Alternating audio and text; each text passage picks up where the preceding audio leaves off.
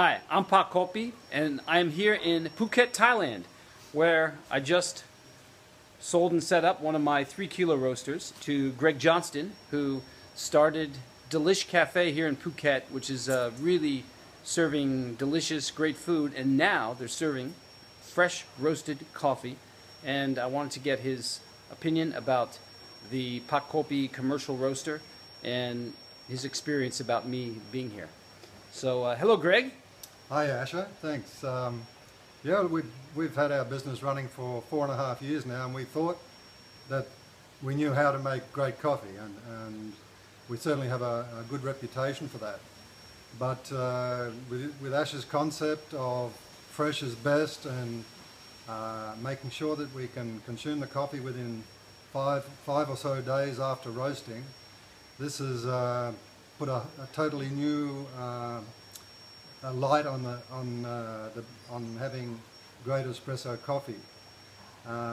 Asher, as part of his package in purchasing the roaster, has made the trip from Bali to familiarise us with the operation of the machine, which actually didn't take so long. After one little roast, we're more than happy that we can get fairly consistent results. That's right. We did one demo roast, showed Greg how the machine worked, and the next day or 2 days later, he was doing his own roast, which actually turned out better than mine. So very easy to use, simple machine, very economical, and I really encourage cafes to be using a machine like this. We went to some other roasters in the area who are using Thai Arabica coffee, which is really growing as a very fine, world-renowned coffee. And the roasters that are roasting here are not putting on roast dates. They're not controlling the freshness of the roast, which is really so critical if you want to have the best coffee possible. That really is the key factor. And Greg, having a wine vineyard background, he used to own a vineyard, is that it? That's right, yeah. He used to own a vineyard, so he knows about wine and the process and how important it is.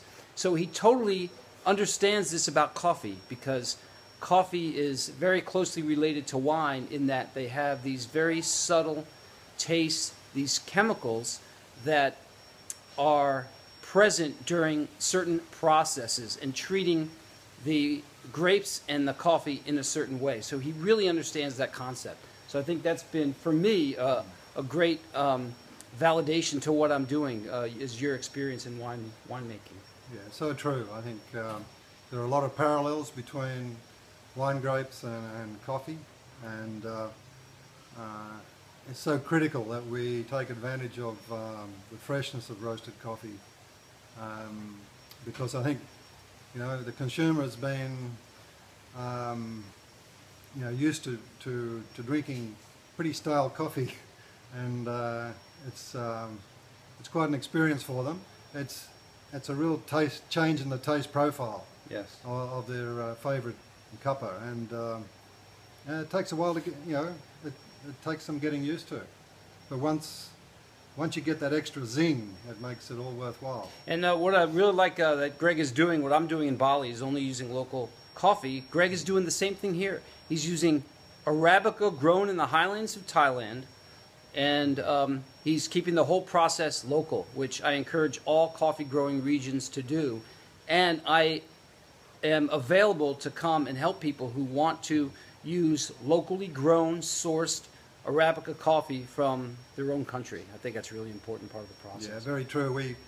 We want to be known for using organic coffee, and that's pretty near impossible if you're importing it from outside the country. And it gets fumigated. Yeah, that's right. That's right. So we want to use local coffee from that angle, and also from the angle that it's Thai. That's right. We're living in Thailand. Yeah, local, green, sustainable. That's what we're all about. Okay, that's it from Phuket, Thailand. Thank you for watching. Bye.